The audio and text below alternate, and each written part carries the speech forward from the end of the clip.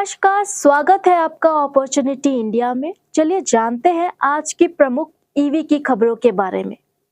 Servotech power 100 crore रुपए के निवेश से ईवी चार्जिंग कंपोनेंट की सुविधा स्थापित करेगी।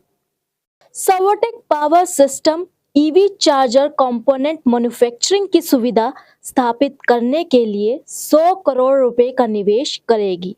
कंपनी ये परियोजना हरियाणा के सोनीपत में स्थापित करेगी। प्लांट की शुरुआती वार्षिक उत्पादन क्षमता 24,000 पावर मॉड्यूल होगी।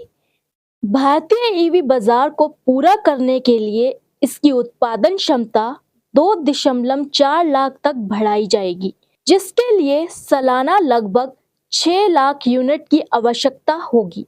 ऑडी ने ई-ट्रॉन का नया संस्करण Q455 लॉन्च किया।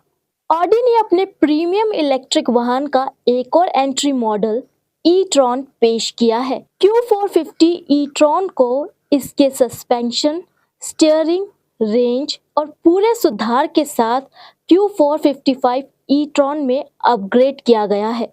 सभी 2024 Q455 ई-ट्रॉन मॉडल अब 82 किलोमीटर पर आवर बैटरी के साथ आते हैं, जो 77 किलोवाट आवर नेट एनर्जी देते हैं। Q455 ई-ट्रॉन में अब अधिकतम डीसी चार्जिंग पावर 175 किलोवाट है, जो Q450 ई-ट्रॉन में 150 किलोवाट से अधिक है। कर्नाटक ने व्हीकल रजिस्ट्रेशन शुल्क को बढ़ाया। इलेक्ट्रिक वाहनों पर लगेगा लाइफ टाइम टैक्स। कर्नाटक सरकार के पास अब इलेक्ट्रिक वाहनों पर लाइफ टाइम टैक्स लगाने की पावर आ गई है।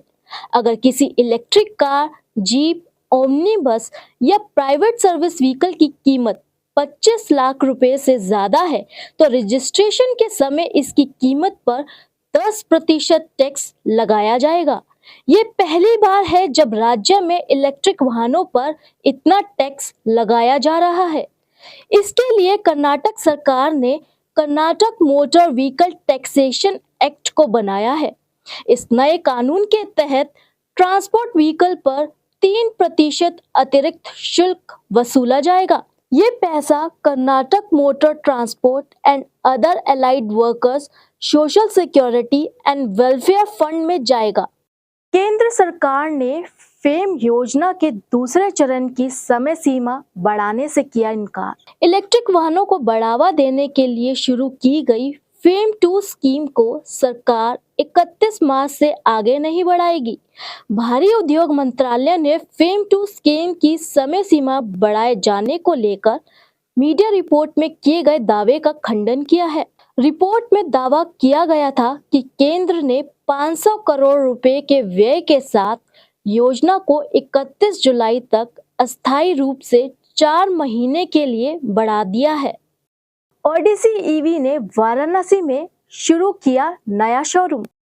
Electric vehicle manufacturing company Odysse Uttar Pradesh के वाराणसी में अपने पहली डीलरशिप शुरू की है। इस डीलरशिप के लॉन्च के साथ कंपनी का लक्ष्य वाराणसी में green and eco friendly mobility solution की बढ़ती मांग को पूरा करना है। ये 600 वर्ग फुट में फैली हुई है और ये कंपनी के लेटेस्ट मॉडल को प्रदर्शित करेगी, जिसमें इसकी प्रीमियम रेंज, रेसर, हॉक, इवोकिस और हाल ही में लॉन्च किए गए वेडर शामिल है। ओडिसी 50 से ज्यादा शहरों में मौजूद है और कंपनी की योजना देश भर में अपनी पहुंच का विस्तार करने की है। अब तक की खबरों में इतना ही। ताज़ा जानकारी के लिए जुड़े रहें अपॉर्चुनिटी इंडिया के साथ।